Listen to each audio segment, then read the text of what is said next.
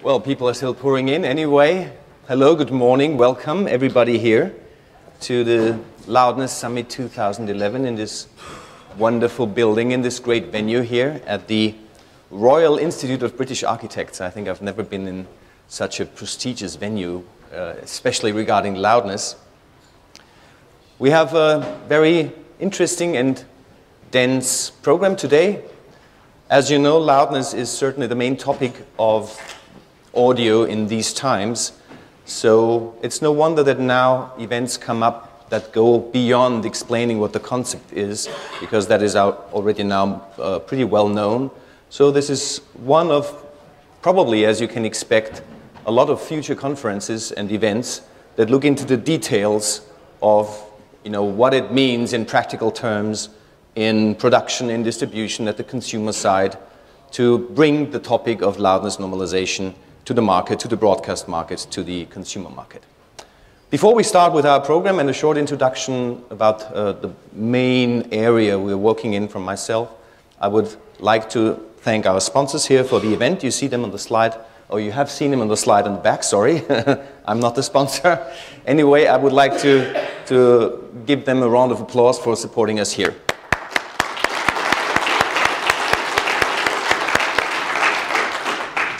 Without them, we wouldn't all be here. So, just a very brief introduction. So, Simon, if you could switch to my slides. I'm now in Austrian broadcasting since 21 years already as a sound engineer, and I have started on location with some weird recordings and recording gear. I was the fluffy elk here in the Russian Arctic. And in the red box is something called a DAT recorder. Do you remember that one? A DAT recorder. We used to work with this. Lately, I've expanded the number of microphones to 9. This is the first Oro 3D microphone setup, so you kind of get an idea how crazy this guy is that is chairing your event of today. Anyway, some very basic points. We do have a measurement, an international standard, an international algorithm that has been standardized by the ITU. You know that, 1770-2. The 2 is quite important because it contains some quite new elements to it. And the one element that we are going to talk about here, that is this -2, is the so-called gate.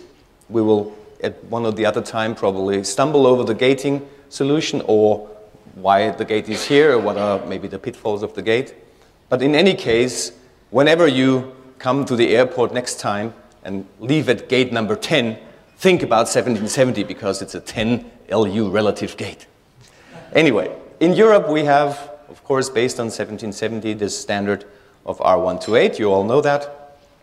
We are quite happy about this. The uptake of the industry and of the broadcasters is very promising. And I will tell you a couple of words about how the implementation and migration situation looks like. In any case, R128, or 1770, you should say, is a very robust and cross-genre and open standard solution.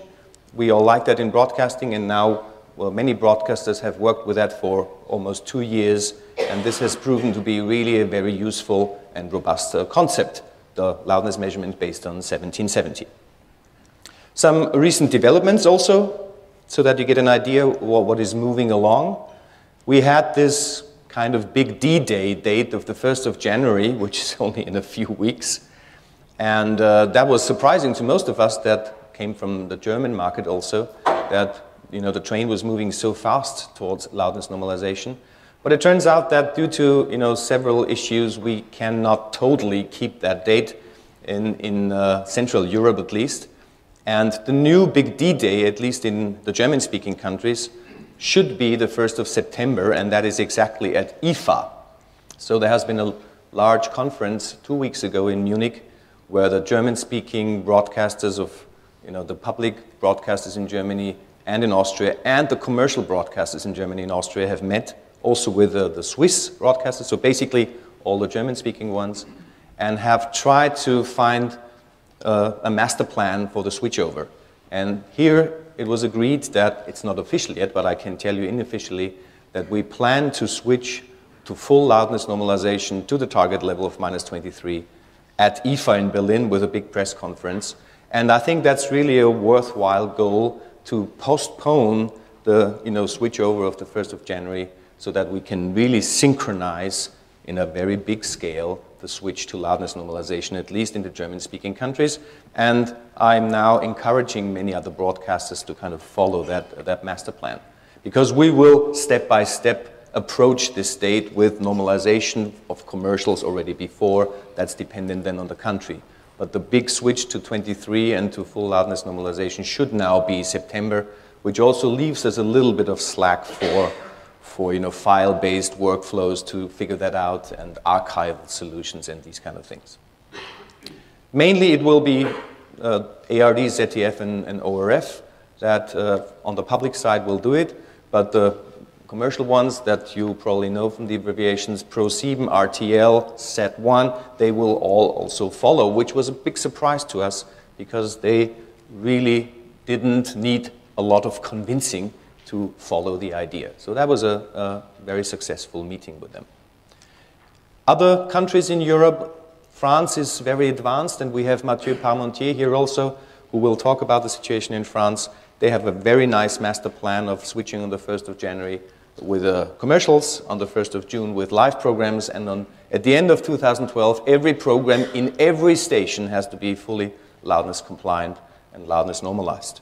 And not only that, but also set-top boxes have to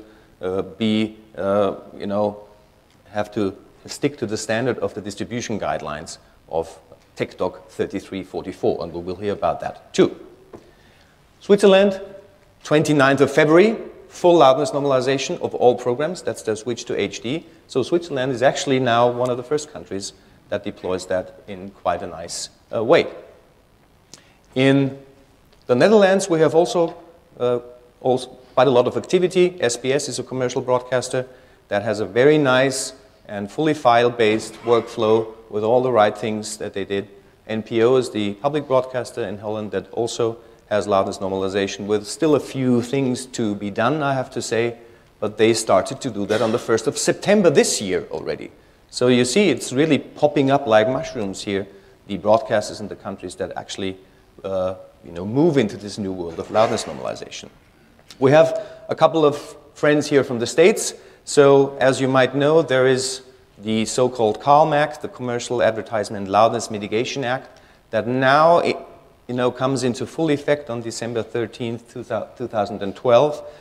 That's when the FCC, the regulatory body, can actually fine a broadcaster if it does not comply to this act, which basically targets commercials. As you know, this is the #1 complaint also of the audience. And it took quite some time before the president signed it, but we had our spy camera there.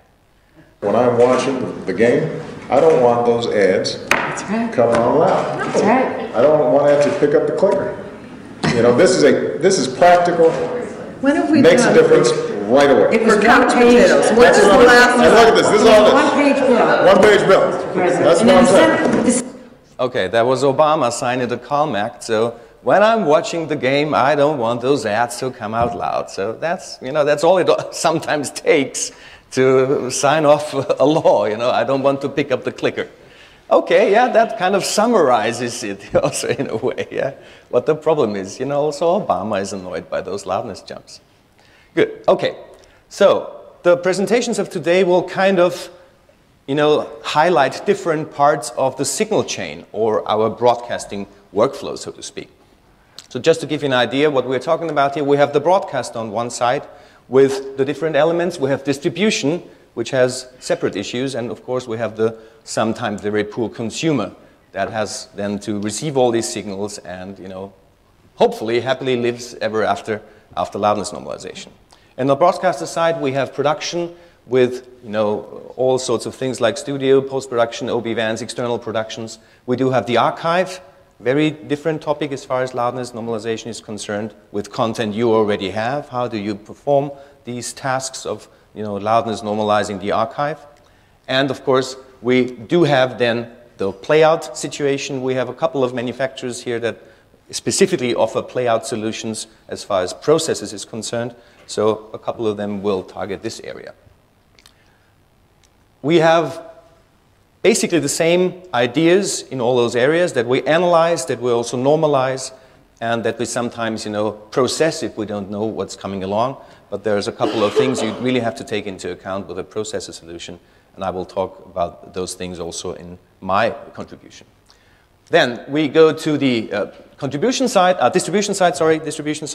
where we have also different issues. We have several distribution ways, like antenna, still the analog way, especially in radio in Europe, and that makes radio a totally different issue to look at, because loudness normalization is not as easily being implemented in radio as, to some extent, the reach is coupled to the modulation depth in Europe, to some extent, not totally, but to some extent, and that makes it, makes the radio guys very reluctant to reduce any level. Then we have, of course, satellite dish and reception via cable with different issues, also sometimes analog in cable still with modulation schemes. So it's a whole different issue here in distribution, and of course network solutions like the internet. And Richard van Everdingen, who is the expert in our PLOUD group, will talk about distribution aspects in his session also. All right, basically the same issues like analysis and normalization and control apply to this area. Control is certainly a very vital part. How can you control, as a distribution company, broadcasters, for instance, that do not comply to loudness normalization? And finally, we come then to the consumer side, where all those signals come together, either on set-top boxes, of course, with satellite or cable, then for TV sets with integrated receivers. That's the usual situation also these days, SAT, cable, or antenna. And then, of course, also connected to the internet with streaming, downloads, whatever. So there's a load of areas where audio, of course, comes into the living room and where things can go wrong. And as you will hear also in the course of the day, it's not really easy to make it right. There are only a few ways to make it right, but there are many ways to make it wrong. Yeah. Okay, so here again we have a different type of interface, not analysis and normalization that is performed before. And you will hear concepts also of basing the reference levels on the type of interface that the consumer uses at home, HDMI, SPDIF, or RCA jacks or the SCART interface. So there are many aspects to all that, and the consumer sometimes is very poor, left alone in the open, wild jungle here of different systems and different solutions and incompatible solutions, whatever. Okay, once more, we have the broadcaster, we have the distribution side with all these areas, and we have the consumer where all these things have to come together. So it does not, it's not enough that the broadcaster solves loudness issues. It's not enough. We have to, look at the whole chain, and we have here sessions on the day that highlight several aspects of the whole chain. All right. I would like to now give the floor to the first speaker of today, and we'll just briefly switch the computers. This is the also one of the main sponsors here of the conference, and Randy Conrad, the product manager of digital products of Harris, and he will talk about loudness management in today's systems, and I welcome Randy Conrad. Thank you.